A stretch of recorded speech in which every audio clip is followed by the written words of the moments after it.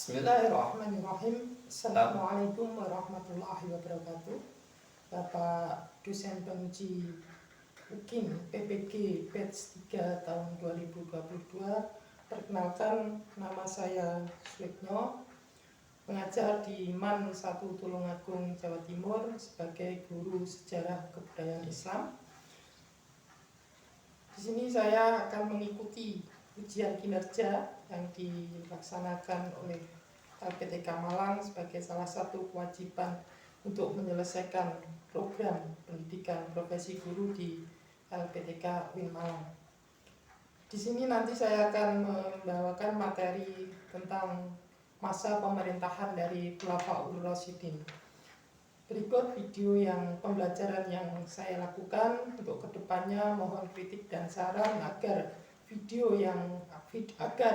pembelajaran yang saya laksanakan kedepannya akan lebih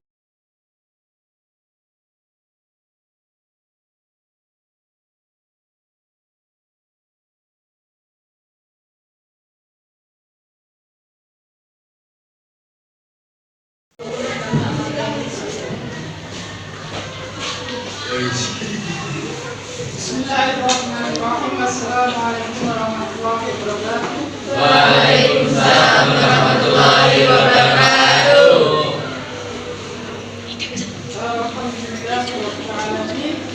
Pada pagi ini kita masih kembali dalam keadaan segar berkait dalam menjalankan kewajiban kita untuk menuntut Ilmu. Ini yang masih kosong ini belum datang. Telat, Pak. Telat. Ini adalah di awal semester kita belajar ini. Setelah Bahasanya apa? Di beberapa bulan 2 bulan Desember Januari 2 bulan, walaupun hanya kita jalani dalam waktu 1 minggu. Mudah-mudahan dalam waktu 1 minggu kemarin membuat pikiran kita lebih fresh lagi, sehingga kita lebih semangat lagi untuk belajar di semester ini. Dan pada mapel SKI semester ganjil kemarin kita membahasnya yaitu materi apa? Prabadan.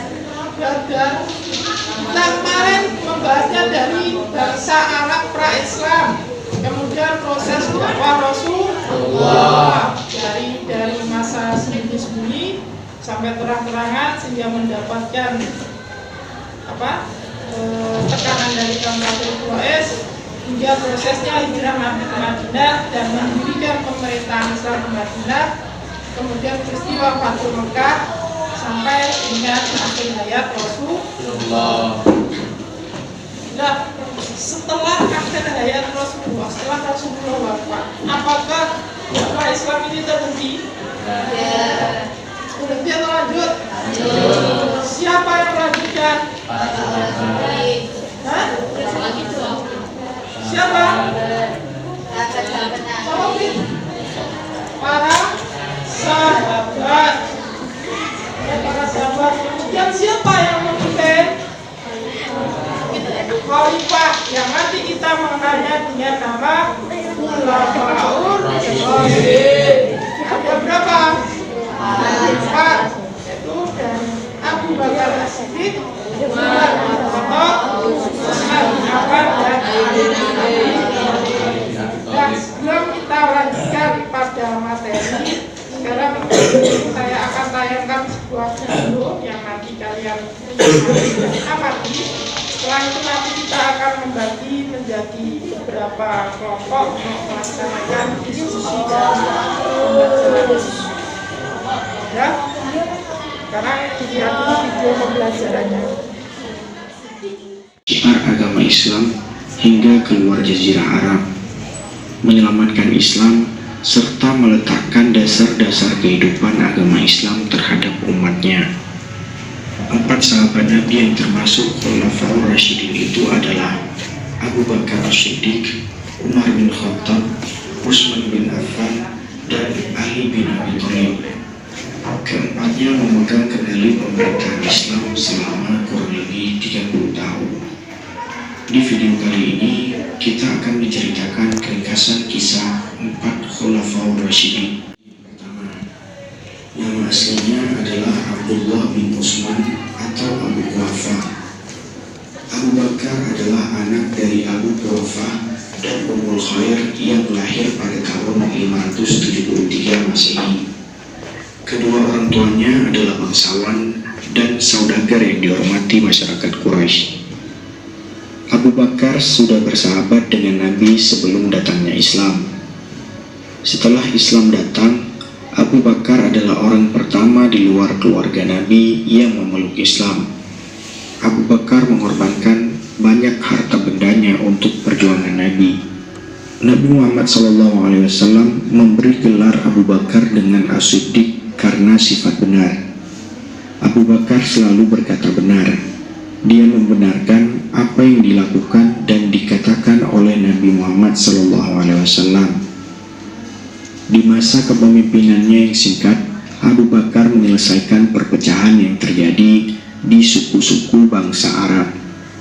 Beberapa suku tak mau lagi tunduk kepada pemerintah Madinah setelah Rasul wafat. Mereka menganggap perjanjian berakhir seiring wafatnya Rasul.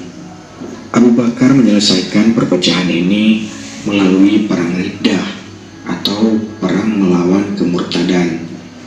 Salah satu panglima yang berjasa dalam perang ini adalah Khalid bin Walid. Hal lain yang dihadapi Abu Bakar yakni orang yang tak membayar zakat dan orang-orang yang menganggap dirinya sebagai nabi pengganti Rasulullah. Di akhir kepemimpinannya, Abu Bakar memperluas daerah kekuasaan dengan mengirim tentara ke berbagai daerah. Pada tahun 634 Masehi, Abu Bakar mengirim Khalid bin Walid dan pasukannya ke Irak. Mereka berhasil menguasai Al-Hirah. Ia juga mengirim ekspedisi ke Suriah di bawah pimpinan 4 panglima perang, yakni Abu Ubaidah bin Jarrah, Ammar bin Ash, Yazid bin Abi Sufyan, serta Syurahbil. Selama menjadi khalifah, beliau selalu memperhatikan rakyatnya. Hidupnya sangat sederhana dan tidak pernah menggunakan fasilitas negara untuk kepentingan pribadi maupun keluarganya. Dikisahkan, ketika Khalifah Abu Bakar merasa ajalnya hampir datang menjemput, beliau memanggil putri tercintanya, Sayyidah Aisyah, untuk menyampaikan sebuah wasiat. Wahai Aisyah putriku, aku telah diserahi urus.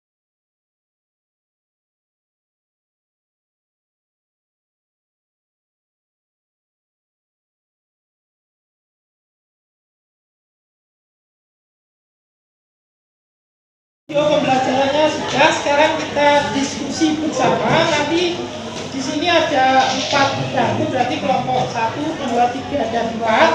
Yang masing-masing kelompok nanti memiliki topik permasalahan yang berbeda. Untuk kelompok 1 nanti pembahasannya yaitu membahas Khalifah Abu Bakar As-Siddiq. Kelompok 2 ini membahas Khalifah Umar bin Khattab. Kelompok ketiga ini membahas Utsman bin Affan. Kelompok keempat membahas Ali bin Abi Thalib. Ya, jadi yang dibahas nanti yaitu biografi dan kebijakan-kebijakan beliau pada masa menjadi khalifah. Jadi kelompok 1 nanti membahas biografi dari Khalifah Abu Bakar As-Siddiq, kemudian bagaimana proses pengangkatannya sampai dengan kebijakan-kebijakan ketika memimpin umat Islam sebagai seorang khalifah. Kemudian nanti dilanjutkan kelompok 2 ini sama biografi dan kebijakan-kebijakannya. Nah, lebih efisien nanti dari satu kelompok ini bisa dibagi menjadi 2 kelompok kecil. Biografinya, kebijakannya. Terus dipadukan menjadi 1. Demikian juga dengan kelompok yang ke-3 dan yang ke-4. Saya kira nanti 20 menit sampai 30 menit ke depan kita selesai untuk diskusinya. Kemudian nanti kita presentasikan dan kita lihat hasil dari diskusinya, sambil nanti kita saling melengkapi dari hasil diskusi masing-masing kelompok. Ya, sekarang bisa dimulai untuk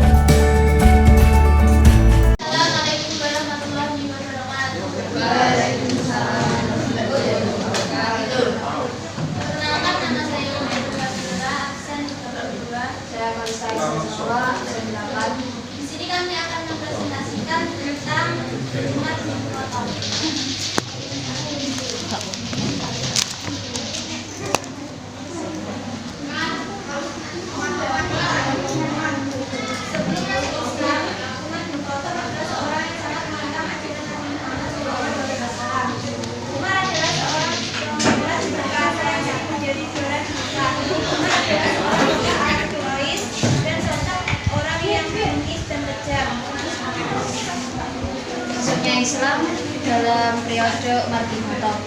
Umar dikenal sebagai orang Quraisy yang paling menentang semua dalam Islam. Ketika ia tahu bahwa dan imannya masih Islam, ia sangat murka dan langsung menemui adiknya. Setelah melihat adiknya mempelajari Al-Quran, kemudian dia melihat lembar yang tertulis ayat-ayat suci Al-Quran dalam surah Toha dan membacanya. Lalu ia berkeinginan untuk menemui Nabi Muhammad dan masih Islam. Ketika ia bertemu dengan Nabi, ia diceritakan untuk masuk Islam dan kemudian ia mengucap 2 kalimat syahadat sebagai tanda bahwa beliau telah masuk Islam. Masa saat menjadi khalifah. Pada tahun 13 Hijriah, Umar menjadi khalifah menggantikan Abu Bakar. Umar adalah khalifah pertama yang mendapat gelar Amirul Mukminin. Umar sangat dekat dengan rakyatnya, walaupun dia seorang khalifah, dia tetap berpakaian dengan dan memiliki prinsip hidup yang sederhana. Keistimewaan dari Umar bin Khattab. Umar membentuk majelis pemusyawaratan anggota dewan dan memisahkan lembaga pengadilan. Ia juga membagi wilayah Islam ke dalam 8 provinsi. Untuk kepentingan keamanan, mendirikan lembaga kepolisian, militer, dan tentara terdaftar. Umar juga mendirikan pos-pos militer di tempat-tempat strategis. Keistimewaan yang kedua, Umar melakukan pembenahan peradilan Islam. Dialah yang awalnya meletakkan prinsip-prinsip peradilan dengan benar dan bersalah. Upaya meningkatkan mekanisme pemerintahan di daerah, Umar melengkapi gubernurnya dengan beberapa staf yang terdiri dari sekretaris dan kepala, katib al-Ikhwan, sekretaris pada sekretariat militer. Kematian Umar bin Khattab. Dibunuh oleh Abu Lu'lu'ah menuduh Umar ketika sedang sholat subuh. Pembunuhan dilatar belakangi dendam pribadi terhadap Umar. Peristiwa terjadi hari Rabu 25 Zulhijjah. Teman kalian, kita dapat mengidentifikasi, kita dapat analisis bahwa khalifah yang pertama yaitu Abu Bakar As-Siddiq itu diangkat menjadi khalifah, ditunjuk wasiat dari Nabi atau hasil dari musyawarah. Hasil apa? Musyawarah. Ini menunjukkan bahwa di dalam pemerintahan Islam awal ini tidak ada itu istilah monarki. Jadi semuanya dikembalikan kepada Umar. Kemudian ketika memimpin pada masa Umar, ini pemerintahan ini sudah pemerintahan terpusat. Intinya khalifah ini tidak ada dualisme kekuasaan, tapi khalifah satu terpusat, kemudian dibantu oleh gubernur-gubernur di bawahnya. Kemudian pada masa Umar ini juga pernah mengganti seorang gubernur. Kalau di istilah sekarang namanya reshuffle kabinet. Jadi pada masa Islam itu sudah ada. Kemudian pada masa pemerintahan khalifah, penunjukan khalifahnya dilaksanakan secara musyawarah. Kalau sekarang istilahnya dalam sistem parlemen. Jadi tidak ada dari keturunannya yang ditunjuk sebagai raja, semuanya musyawarah, sehingga dikenal dalam pemerintahan sekarang adalah pemerintahan parlemen.